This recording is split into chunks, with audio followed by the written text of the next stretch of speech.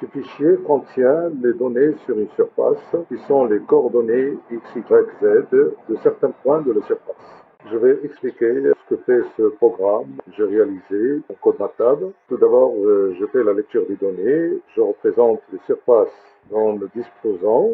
Après, je complète les surfaces manquantes en utilisant les fonctions BSP. Ça, c'est la surface donnée, les données dont nous disposons. Alors, je vais la compléter par symétrie et par raccordement C2 en utilisant les BSP. Le résultat de ce calcul est le suivant.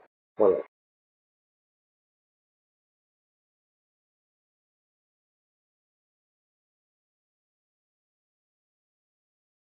Maintenant, je dispose d'une autre surface, des données sur une autre surface.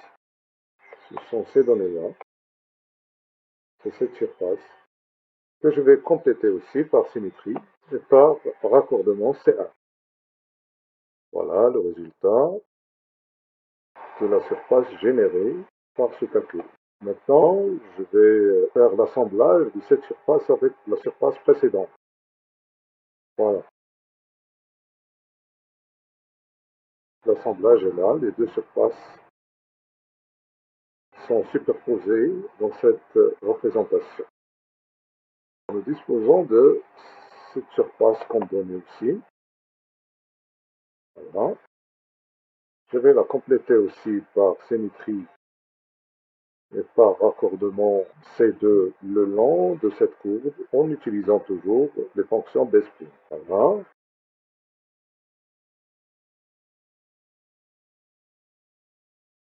Je représente, je superpose les deux surfaces en même temps.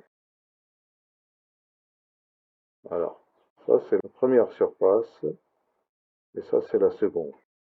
Il me faut alors une surface de raccordement que je vais générer par un calcul en utilisant les B-splines. C'est une surface qui va s'insérer et qui va raccorder les deux surfaces en respectant la contrainte de lissage, qui est la dérivation C2. Voilà cette surface obtenue. Mais dans cette surface, on va insérer ou incorporer d'autres données qui sont cette forme géométrique et cette forme géométrique. Alors, l'ensemble est représenté dans cette figure. Voilà, on voit bien le raccordement est fait. Il y a aussi d'autres surfaces qui sont des données, celle-là. Voilà. Ce que je vais faire là, je vais la compléter par symétrie pour avoir une surface fermée et avec la contrainte raccordement de classe C2 le long de cette courbe et raccordement de classe C0 le long de cette courbe. Le résultat est là. Oui, je vais faire prochainement une vidéo sur la B-spline pour expliquer comment on peut réaliser ceci. Le degré de raccordement par les B-splines se fait en jouant sur la multiplicité des valeurs de temps. Et puis là, je crée une autre surface similaire, symétrique. Voilà. Je dispose aussi d'une autre surface comme donnée, celle-là. Voilà. Et je vais la compléter aussi par le même principe. On obtient ceci. Alors, je crée une surface similaire symétrique. Voilà. Et je vais représenter l'ensemble de ces surfaces, un assemblage de toutes ces surfaces dans une seule figure. Voilà. Ça, c'est l'assemblage de toutes ces surfaces.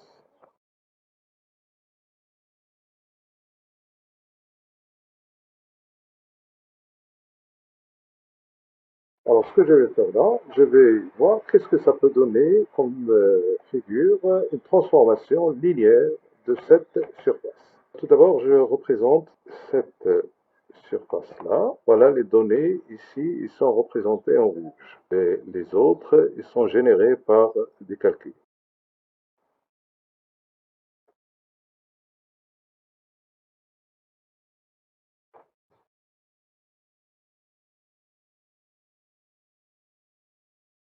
Alors ce que je vais faire là, je vais voir qu'est-ce que ça peut donner une transformation linéaire de cette forme géométrique. Alors une transformation linéaire, je prends par exemple cette matrice-là, je peux prendre n'importe quelle matrice 3 fois,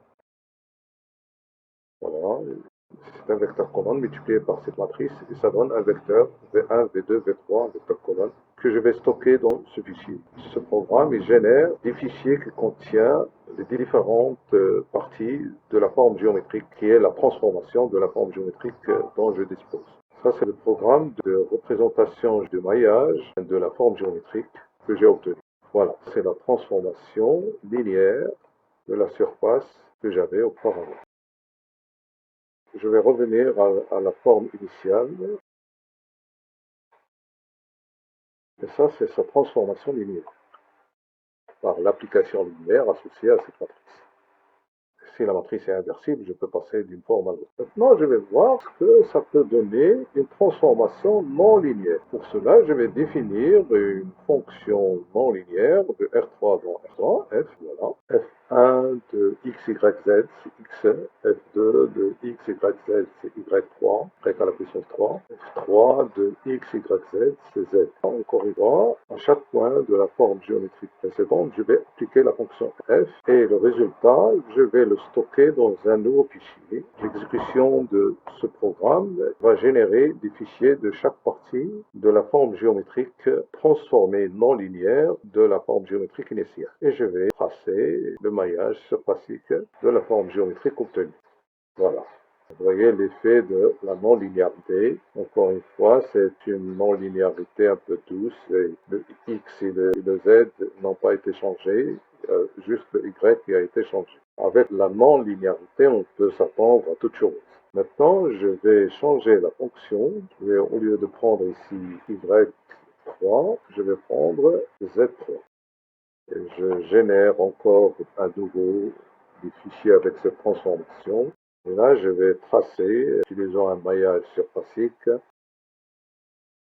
Voilà, on va voir les déformations qui sont dues à la non-linéarité. Voilà. Alors, ça n'a rien à voir avec la forme initiale. Un problème qui pourrait faire l'objet d'un PFE, le déplacement de la baleine se fait par des ondulations de son corps. Partant du polygone de contrôle qui caractérise la forme de la baleine, trouver les différents polygones de contrôle qui donnent ces ondulations. En d'autres termes, les différents polygones de contrôle qui modélisent le mouvement de la baleine.